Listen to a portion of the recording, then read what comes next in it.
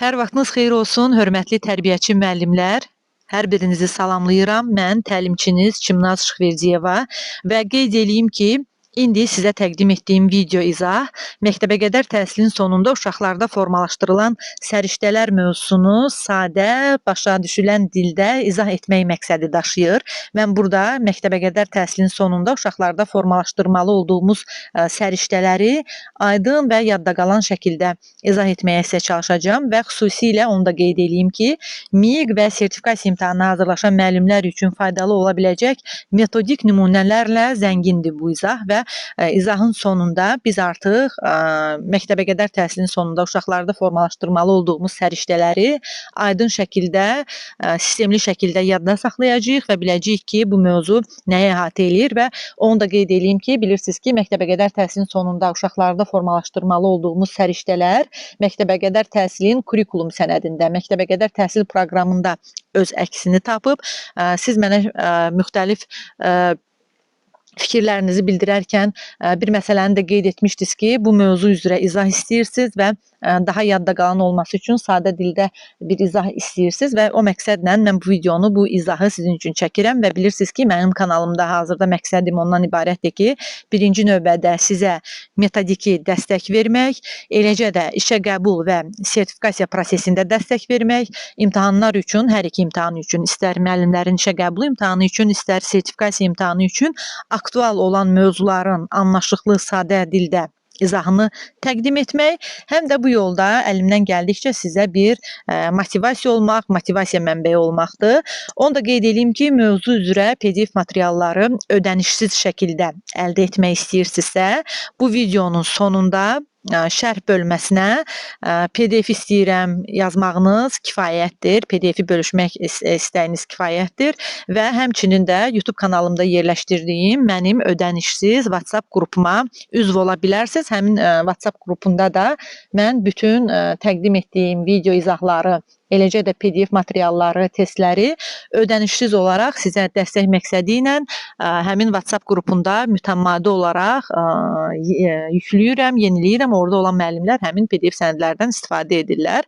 Həmçinin də dərslərimiz haqqında məlumat almaq istəyirsinizsə, videonun sonunda şərh bölməsinə qeyd etdiyim əlaqə nömrələri ilə mənimlə əlaqə saxlaya bilərsiniz və həmçinin videonu bəyəndinizsə, bəyən düyməsini sıxmağı və kanala abunə olmağı unutmayın. Çünki burada sizi daha çox faydalı və praktik izahlar gözləyir. Mən hər dəfə video izahları kanalıma yüklədikcə, siz əgər abunə olmusunuzsa kanalıma, həmin videolar haqqında öncədən məlumatınız olur və daxil olub həmin video izahları izləyə bilirsiniz mütəmadi olaraq, vaxtaşırı olaraq və mən çox istəyərəm ki, şərhlərdə mənimlə fikrinizi bölüşəsiz, sual verəsiz və yaxud məsələn sadəcə hazırlıqlara başladım da yaza bilərsiniz. Bu həm mənə, həm də sizin kimi hazırlaşan digər müəllim yoldaşlara da bir növ motivasiya verəcək, güc verəcək. Unutmayın ki, biz bir icmayıq, bir-birimizə burada dəstək olmaq üçün varıq və təhsildə fərq yaratmaq üçün mən hər zaman deyirəm ki, bizim ilk addımımız özümüzə inanmaqdır, ikinci addım isə düzgün dəstək almaqdır. Və bu yolda mən çalışacağam ki, sizə MİQ və sertifikasiya imtahanına qədər metodiki dəstək verim və ödənişsiz şəkildə bu izahları sizinlə paylaşım. Sizinlə mənəm, təlimçiniz Çimnaz Şıxverdiyeva. Və beləliklə gəlin başlayaq ki, məktəbəqədər təhsilin sonunda bizim uşaqlarda formalaşdırmalı olduğumuz əsas səriştələr hansılardır? Deməli, əziz müəllimlər, gəlin birinci baxaq ki, səriştə ümumiyyətlə nə deməkdir?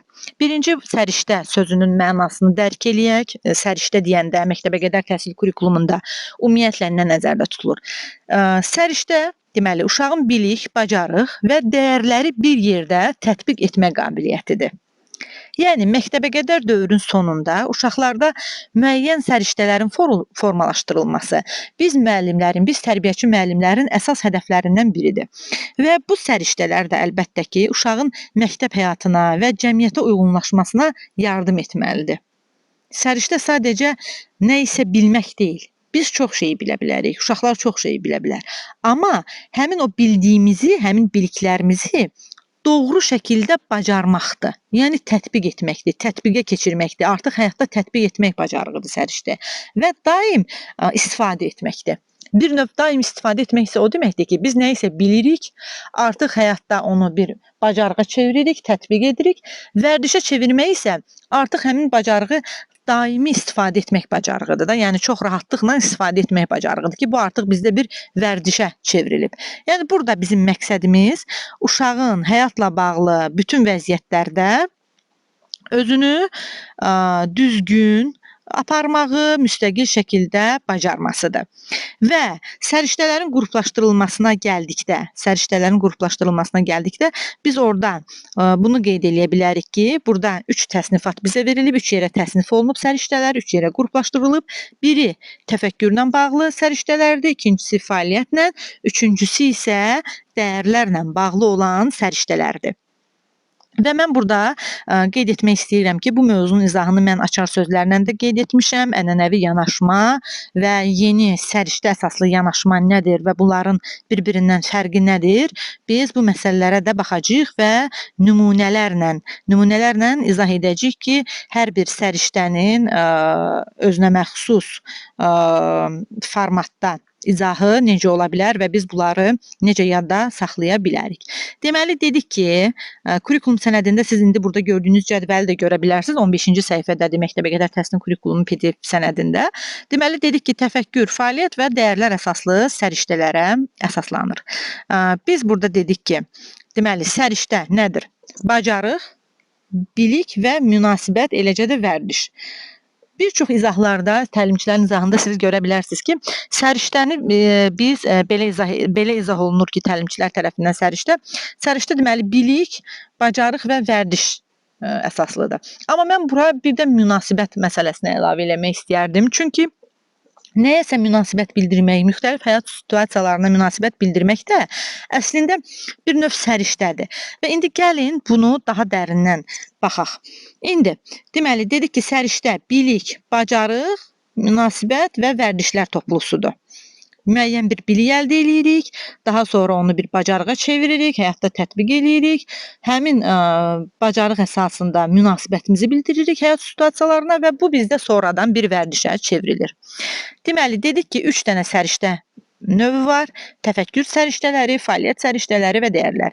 Təfəkkür səriştələri deyəndə ilk növbədə bizim ağlımıza gəlir düşünmə, qərar vermə, problem həll etmə bacarıqları. Fəaliyyət səriştələri, məsələn, ünsiyyət fəaliyyəti, əməkdaşlıq fəaliyyəti, rəqəmsal biliklər. Dəyərlərdə isə milli kimlik, məsuliyyət, insan hüquqları və hörmət kimi anlayışlar ilk növbədə. Dəyər dedikdə biz nə başa düşürük? Hörmət, bizim məsuliyyət hissimiz, milli kimliyimiz, bu kimi xüsusiyyətlər. Və kurikulum sənədində biz görürük ki, gəlin indi birinci baxaq bu təfəkkür səriştələrinə. Təfəkkür səriştələri ayrılır kreativliyə, kreativlik yəni yaradıcılıq, tənqidi təfəkkür, problem həll etmə, qərar qəbul etmə, müstəqil öyrənmə. Fəaliyyət səriştəsinə aiddir. Alt başlıqları nələrdir? Yəni ünsiyyət, əməkdaşlıq, rəqəmsal savadlılıq, informasiya savadlılığı, maliyyə savadlılığı. Dəyərlər isə dediyimiz kimi milli kimlik və iftixar hissi, fəal vətəndaş mövqeyi, şəxsi və sosial məsuliyyət, demokratiya və insan hüquqları, mədəni müxtəlifliyə hörmət. Və burada uşağın cədvəldə görürsünüz ki, müxtəlif davranış nümunələri var ki, məsələn, deyirik ki, kreativlik, yaradıcılıq səriştəsi. Bu aiddir təfəkkür səriştəsinə. Burada nə göstərilir cədvəldə? Kurikulum sənədində də siz bunu görə bilərsiniz. Yəni, qeyri-adi formalarda əşyalardan istifadə etmək, bildiyi yeni məlumatlar əsasında oxşar və fərqli cəhətləri müəyyən etmək və s. və ilaxır. Burada bu sənəddə baxıb biz cədvəli göz yaddaşı ilə də yadda saxlaya bilərik. Amma mən sizə tövsiyə eləyirəm ki, gəlin mənim izahımda bir-bir bu 3 səriştə növünün izahına, alt başlıqların izahından nümunə əsasında baxaq ki, bizim üçün daha yaxşı yadda qalan olsun. Birinci növbədə mövzunu tam dərk eləyək. Daha sonra bununla dair testlər də eləyə bilərik və öz biliklərimizi möhkəmləndirə də bilərik. Amma birinci, deməli, bir də təkrar eləyək. Nəyi nəzərdə tutduq? Səriştə deyəndə bilik, bacarıq, vərdiş və münasibət öz əksini tapır. Yəni, uşaqlar birinci, hansısa bir mövzu ətrafında bir bilik əldə eləyirlər, bir məlumat əldə eləyirlər müəllim tərəfindən və yaxud özləri araşdırıb bunu tapırlar. Sonra həmin biliyi bir növ bacarığa çevirirlər. O bilik əsasında müəyyən həyatda tətbiqlər həyata keçirirlər. Daha sonra həmin bacarıq onlarda artıq bir vərdişə çevrilənir və münasibət bildirirlər bu mövzu ilə bağlı. İndi gəlin baxaq ki, məsələn, təfəkkürə, daha doğrusu təfəkkürə aid səriştələrdə bu proses necə öz əksini tapır. Deməli, təfəkkürə aid səriştələr deyəndə biz nə nəzərdə tuturuq? Bu səriştələr uşağın birinci növbədə müəllimlər düşünmə, qərar vermə, fərqləndirmə, problemləri həll etmə və öyrənməyə olan marağını özündə əks etdirir. Yəni burada təfəkkürlə bağlı proseslər öz əksini tapır da, düzdürmü? Və məktəbə qədər yaş dövründə bu bacarıqlar müəllim tərəfindən necə uşaqlara yiyələndirilir? Bu bacarıqlar oyunlar vasitəsilə, yaradıcı fəaliyyətlər və gündəlik tapşırıqlar vasitəsilə inkişaf etdirilir. İndi baxaq, təfəkkürə aid səriştələrdən biri nə idi? Ən birincisi, kreativlik.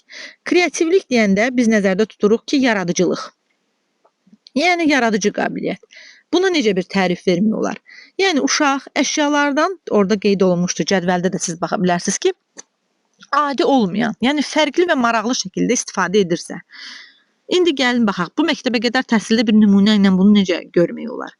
Məsələn, tikinti kərpicləri var, legolar, bloklar ki, uşaqlar həmin oyuncaqla çox oynayır da, siz bilirsiniz, işdə müəllimlər bunu çox yaxşı bilir. Və ev tikirlər adətən uşaqlar həmin bloklardan, legolardan. Yəni uşaq ev tikmək əvəzinə, yəni ondan bir robot hazırlayır, uçan maşın və yaxud heyvan düzəldir. Məsələn, bəzi legoların siz fikir vermisiniz ki, hətta yanında belə təkərləri də var. Məsələn, uşaqlar ondan maşın hazırlayırlar. Bax, bu artıq yaradıcı yanaşmadır. Əksər hallarda bizim ilk növbədə ağlımıza gəlir ki, legolardan bir bina inşa edək, ev inşa edək. Amma uşaq gedib ondan bir robot hazırlayırsa, bir maşın hazırlayırsa, deməli, onda artıq bir yaradıcı qabiliyyət var. Yaradıcı təfəkküründən burada istifadə edir. Məsələn, başqa bir nümunə deyək. Deyək ki, plastik qaşıqdan kukla, köhnə düymələrdən üzük və ya rəsm elementləri düzəltmək də buna aiddir. Bu uşağın yaradıcı təfəkkürünün, təxəyyülünün bir məhsuludur da. Yəni köhnə düymələrdən yığıb bir yerdə bir üzük, yeni bir əşya, yeni bir həyat vermək, ikinci bir həyat vermək hansısa bir əşyaya. Bax, elə də yadda saxlaya bilərsiniz. Və əllərinə keçən kağız, parça, kardonla, yəni öz xəyallarındakı bir hekayəni məsələn canlandırırlar. Burada da əlbəttə ki, hansı bacarıq üzdə olur? Təxəyyül bacarığı da, yaradıcılıq bacarığı. Öz xəyalın əsasında uşaq müəyyən bir yaradıcılıq həyata keçirir. Və bu səriştə uşağın əlbəttə ki, birinci növbədə hansı bacarığını inkişaf etdirəcək, onun yaradıcılığını, təxəyyülünü və əlbəttə ki, ideyalar qurmaq bacarığını ki, bu da məktəbə qədər yaşda çox önəmli bir bacarıqdır. İndi baxaq, ikinci bir tərəfdən tənqidi təfəkkür, yəni təfəkkürə aid olan ikinci səriştəmiz tənqidi yanaşmadır, tənqidi təfəkkürdür. Belə bir tərif verə bilərik ki, uşaq bildiyi və yeni məlumatlar arasında bir müqayisə apararaq, oradakı oxşar və fərqli cəhətləri müəyyənləşdirir.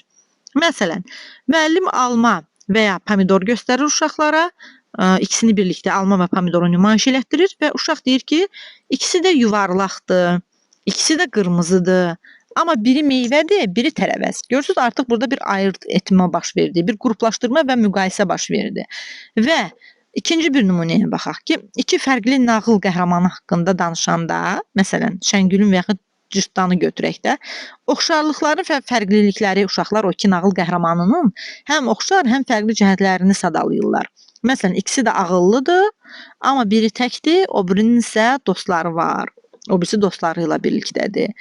Və yaxud yeni öyrəndiyi heyvan, məsələn, deyək ki, kərgədan, və yaxud kenguru və yaxud fil haqqında bir müqayisə aparır. Məsələn, ikisinin də boyu hündürdür, ikisi də böyükdür, ikisinin də çəkisi yüksəkdir, ağırdır.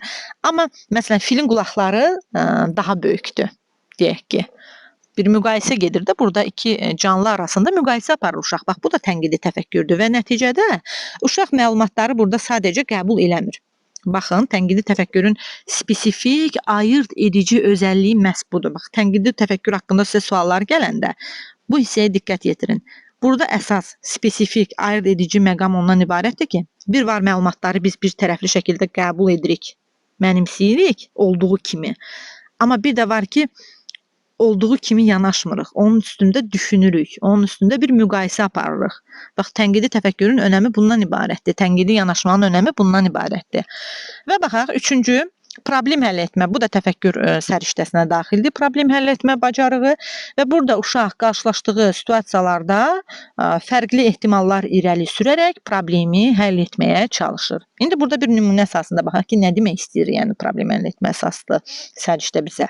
Bu bizə onu demək istəyir ki, məsələn, oyuncağın deyək ki, bir situasiya götürək ki, burada oyuncağın təkəri qopub və uşaq problemi görüb müəllimə demədən onu bağlayıcı axtarır, başqa oyuncağın təkərini istifadə etməyi təklif edir. Yəni onu bir növ təmir etməyi təklif edir və yollarında özü axtarır. Kimdənsə bunu gözləmir. Bax, problem həll etmə bacarığı budur.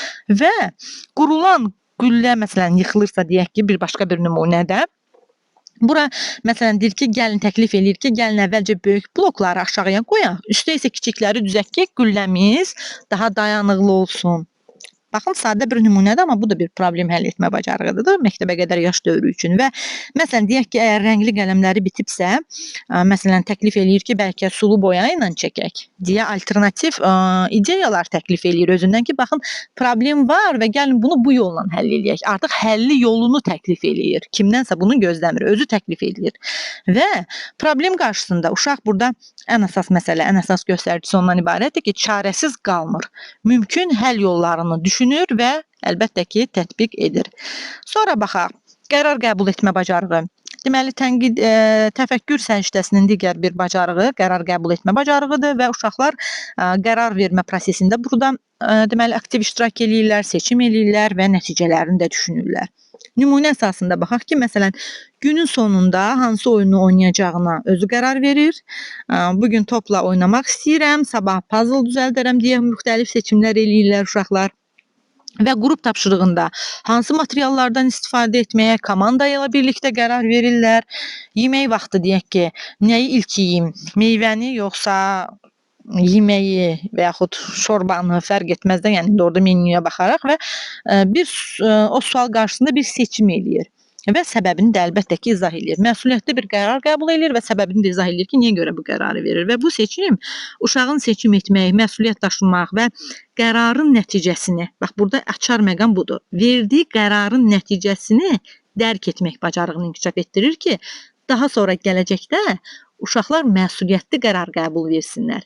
Qərar verdiklərinə qarşı, verdikləri qərarlara qarşı məsuliyyətli olsunlar. Daha sonra onun nəticələrinə qarşı da məsuliyyəti öz üzərlərinə götürməyi bacarsınlar ki, siz bilirsiniz ki, məktəbə qədər təhsilin əsas inkişaf istiqamətlərinin, əsas istiqamətlərindən biri də uşaqlarda sosial, emosional bacarıqları formalaşdırmaqdır ki, bunlardan, bu 5 prinsipdən biri də məsuliyyətli qərar qəbul etmək bacarığıdır. Sadə situasiyalarda artıq bir qərar verir uşaq və nəticələrinə görə də məsuliyyəti öz üzərinə götürür. Yəni, öz yaşına uyğun kiçik situasiyalarla. Və bizim 4-cü səriştəmiz, təfəkkürə aid 4-cü səriştəmiz müstəqil öyrənmədir. Ki, uşaq yeni biliklər öyrənməyə əlbəttə ki, maraq göstərir, tez-tez suallar verirlər və öz təşəbbüsləri ilə araşdırma aparmaq istəyirlər və burada, məsələn, göy qurşağı niyə yaranır kimi suallar verirlər. Məsələn, mən balığın necə nəfəs aldığını öyrənmək istəyirəm kimi suallar verirlər. Kitab və şəkil axtarırlar ki, baxsınlar ensiklopediyalarda ki, bu necə baş verir. Yəni, təbii bir maraq olur uşaqlarda. Və müəllimin təqdim etdiyi mövzuya əlavə olaraq evə gedəndə atama da bunu göstərəcəm deyirlər. Məsələn, öyrəndiklərini valideynləri ilə paylaşırlar. Və burada nəticədə uşaq öyrənməyə qarşı nə hiss edir? Daxili motivasiya hiss edir. Daha çox burada xarici motivasiyadan daha çox burada daxili motivasiya önə çıxır. Yəni, açar məqam budur müstəqil öyrənmədə. Ki, öz şəxsi istəyi ilə, öz şəxsi təşəbbüsü ilə, arzusu ilə buna can qoyur və istəyir ki, passiv yox, aktiv öyrənən rolu alsın. Dinləyici kimi iştirak eləmir, uşaq özü də araşdırır. Və ikinci bizim səriştəmiz, səriştə növümüz fəaliyyətə aid səriştələr idi. Mən ümid eləyirəm ki, təfəkkürlə bağlı olan səriştələrə dair biz qeydlərimizi götürdük və mən hər zaman izahlarımda da, dərslərimdə də müəllimlərə onu izah eləyirəm ki, mütləq belə izahları dinləyərkən əlinizdə hətta PDF sənəd olsa belə özünüz üçün müəyyən qeydlər aparın. Onun bir konseptual xəritəsini çıxardın ki, mövzu sizin üçün daha yadda qalan olsun. Yəni, qeyd apara-apara öyrənmək daha faydalıdır, daha yadda qalandır. İndi gəlin davam eləyək bizim fəaliyyətə aid səriştələrimiz haqqında. Baxaq ki, fəaliyyətə aid səriştələr deyəndə nə nəzərdə tutulur? Burada Əsas səriştələr uşağın sosial davranışı ilə, texnologiyalardan istifadə bacarığı ilə və gündəlik həyatda praktiki tətbiqlərlə bağlı biliklərini əlbəttə ki, əhatə edir. Və özü də bir neçə yerə təsnif olunur. Ünsiyyət bacarığı, əməkdaşlıq bacarığı, rəqəmsal savadlılıq, informasiya savadlılığı, maliyyə savadlılığı. Baxın, bunlar hamısı məktəbə qədər təhsilin predmetləridir. Və biz burada nə görürük? Birinci başlayırıq ki, ilk növbədə əlbəttə ki, ünsiyyət bacarığından. Ki, uşaq ünsiyyət zamanı nəzakətli davranmalı, məsələn, dinləmə və danışma qaydalarına əməl etməyi bacarmalıdır və burada bir nümunə məsələn gətirə bilərik ki, müəllimə və yoldaşlarına sual verərkən xahiş edirəm, zəhmət olmasa kimi nitq etiketlərindən istifadə eləyir və oyun zamanı başqasının danışmasını kəsmədən dinləyir öz qrup yoldaşları arasında. Bağışla, təşəkkür edirəm, xahiş edirəm kimi ifadələrdən düzgün istifadə eləyir. Müəllim və ya evə gələn qonağa salam verir, vida zamanı onlarla sağollaşır, sağ olun deyir və bu səriştə ünsiyyət bacarığını göstərən səriştələrdir məktəbə qədər yaşda və uşağın sosial münasibətləri tənzimləmək və ünsiyyət mədəniyyəti formalaşdırmaq bacarığını göstərir, özündə ihtiva eləyir. İkinci baxaq, əməkdaşlıq bacarığı. Burada uşaq qrup işində ümumi fəaliyyətdə iştirak eləyir, kollektiv qaydalara əməl eləyir. Məsələn, oyun və ya tapşırıq zamanı digər uşaqlarla əməkdaşlıq edərək rolu bölüşür. Quruculuq oyunlarında sən qapını tik, mən də damı tikim kimi vəzifə paylaşımı eləyir, iş paylaşımı eləyir və müəllimin verdiyi qrup işində digər uşaqların fikirlərini də dinləyir, öz fikrini də onlarla bölüşür. Yaranan münaqişələr zamanı barışıq təklif edir və ya vasitəçi olur. Yəni bu yaş qrupları böyüdükcə artıq bu bacarıqlar da getdikcə daha da zənginləşir, mürəkkəbləşir, sadədən mürəkkəbə doğru və bu səriştə uşağın komanda ruhu, sosial inteqrasiya və konfliktlərin həllində iştirak etmək bacarığını inkişaf etdirir. Baxın və növbəti bizim savadlılıq məsələlər, səriştələrdən biri də rəqəmsal savadlılıqdır. Burada yəni bilirsiniz ki, hazırda müasir dövrdə uşaq müasir texnoloji vasitələri tanıyır, adlarını və funksiyalarını fərqləndirə bilir və məsələn deyək ki, planşet və ya interaktiv lövhədə rəng seçməklə müəyyən bir rəsm çəkir, müəyyən bir oyun oynayır. Rəngləri məsələn seçir ki, məsələn burada mən deyək ki, hansısa bir əşya var bizim planşetdə, deyək ki, kitab üzü var, mən onu yaşıl rənglə rəngləyəcəm deyir. Bir seçim eləyir rənglər arasından və kompüterin nə üçün istifadə etdiyini sadə dildə izah edir. Məsələn, kompüterə oyun oynamaq, video baxmaq kimi, nəyisə öyrənmək kimi və yaxud telefonla şəkil çəkə və ya müəllimin göstərişi ilə kameranı işə sala bilir. Məsələn, bilirsiniz ki, indi müasir uşaqlar çox yaxşı şəkil çəkməyi bacarırlar. Yəni bu bacarıqlar onlarda çox yaxşı inkişaf edib texnologiyalarla çox tez yaşda tanış olduqlarına görə əslində bunun müsbət tərəfləri də çox böyükdür. Düz indi biz orada vaxt məsələsini tənzimləməliyik, müəyyən məhdudiyyətlərlə, limitlərlə yanaşmalıyıq və burada uşaq texnoloji cihazlarla düzgün davranırlar və məsələn cihaza qarşı kobud davranmırlar, müəllimin icazəsi, izni olmadan istifadə eləmirlər və nəticədə uşaq texnologiyadan nəyi öyrənir? Şuurlu, təhlükəsiz və məqsədyönlü istifadə etməyi öyrənir. İndi baxaq bəs informasiya savadlılığı deyəndə biz nəyi nəzərdə tuturuq? Burada uşaqların əsasən media savadlılığı, informasiya savadlılığı deyirlər bu bacarığa. 21-ci əsr bacarıqlarından biridir və çox vacib bir məsələdir hazırda. Çünki müxtəlif informasiyalar var. Biz bütün gün informasiya yağışının altındayıq. Kiçik yaşlarımızdan, böyüklər də, yəni bütün yaş qrupları sadəcə biz həmin informasiyaların arasından doğru olanı, düzgün olanı, bizə düzgün yön verəni seçməliyik. Və burada nə nəzərdə tutulur informasiya savadlılığı dedikdə ki, uşaq informasiyanı tanımaq, ayırd etmək və düzgün istifadə etmək bacarığına malik olmalıdır.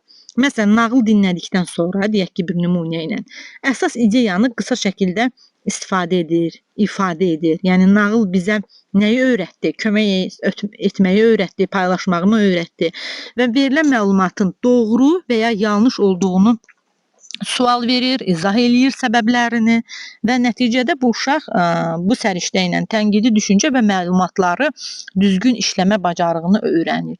Düzgün məlumatı, doğru və yanlış məlumatı bir-birindən ayırd etmək, doğru və yanlış məlumatı bir-birindən seçmək, doğru olanı qəbul etmək bacarığıdır. Bax, sadə izahla desək. Və maliyyə savadlılığı. çox vacib, mühüm məqamlardan biridir. Valideynlər də buna çox diqqətlə yanaşmalıdır. Mən belə düşünürəm, şəxsi fikrimi deyirəm ki, uşaq yaşlarından maliyyə savadlılığını, büdcəni idarə etmək bacarığını da uşaqlara mənimsətmək etmək lazımdır və tərbiyəçi müəllimin rolu da burada böyükdür ki, səriştələrdən biri də budur bizim kurikulumdakı. Uşaq pulun nə olduğunu, onun dəyərini, qənaətin əhəmiyyətini öyrənməlidir.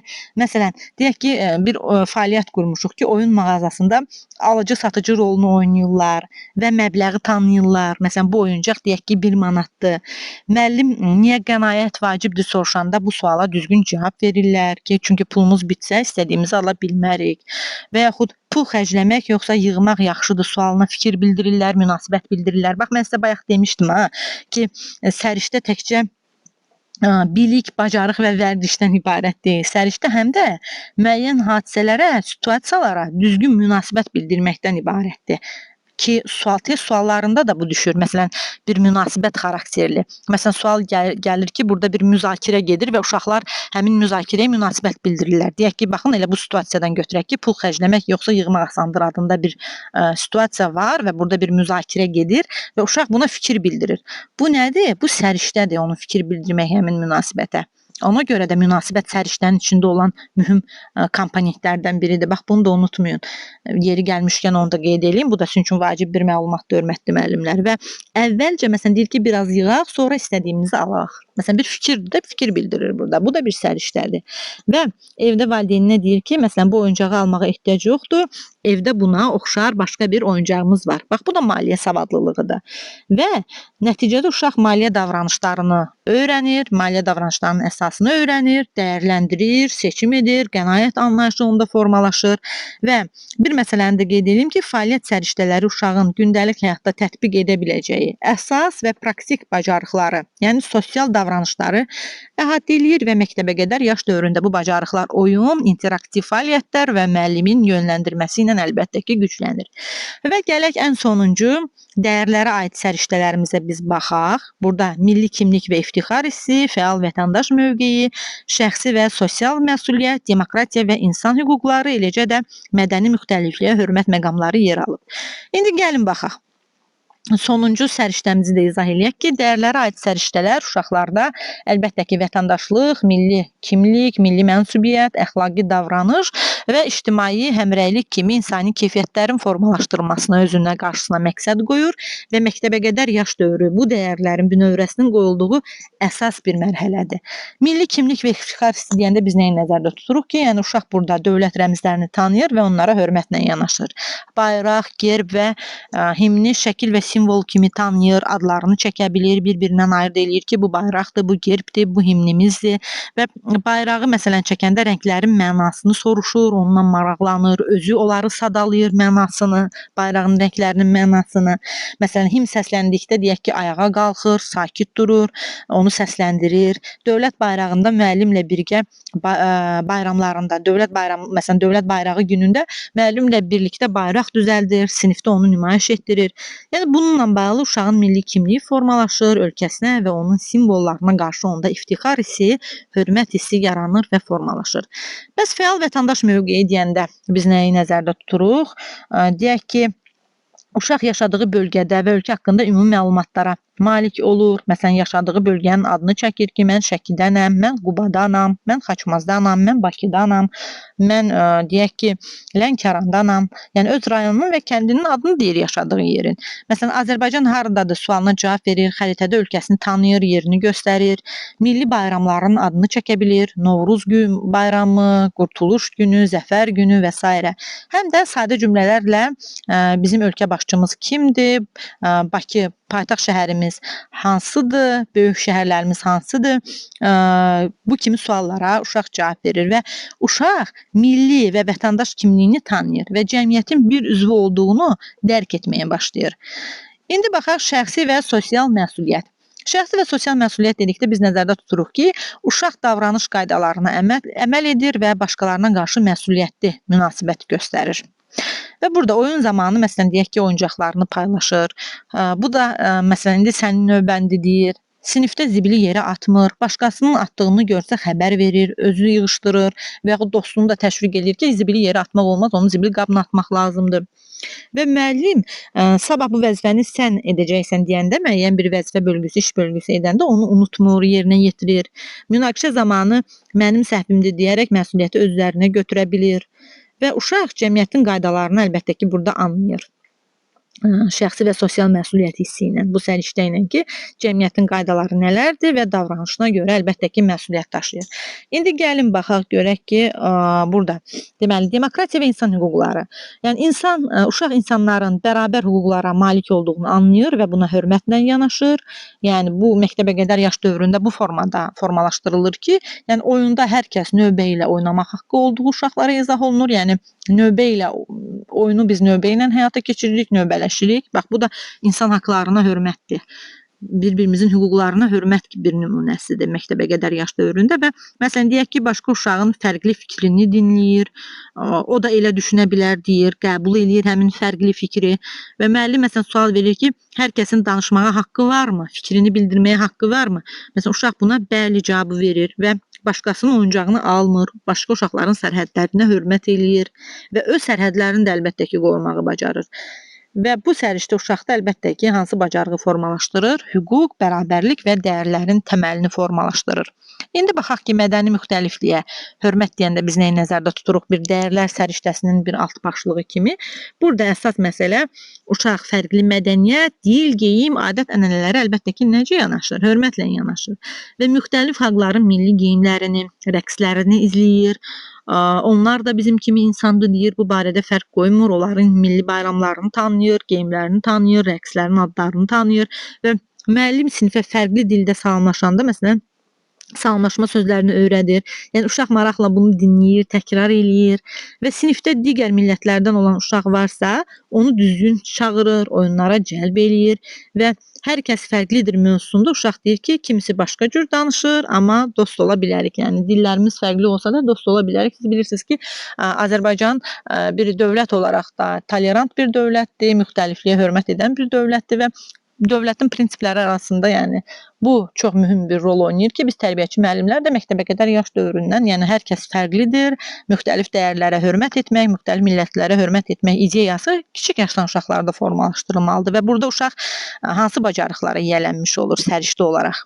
Dözümlülük, anlayış və hörmət kimi dəyərləri əlbəttə ki, nə edir? Erkən yaşda mənimsəyir və dəyərlərə aid səriştələr məktəbəqədər təhsilin uşağın insan və vətəndaş kimi formalaşmasında vacib rol oynadığı bir hissədir və bu səriştələrin düzgün aşılanması uşaqlarda milli şuur, sosial davranış, tolerantlıq və hüquq anlayışını əlbəttə ki, inkişaf etdirir.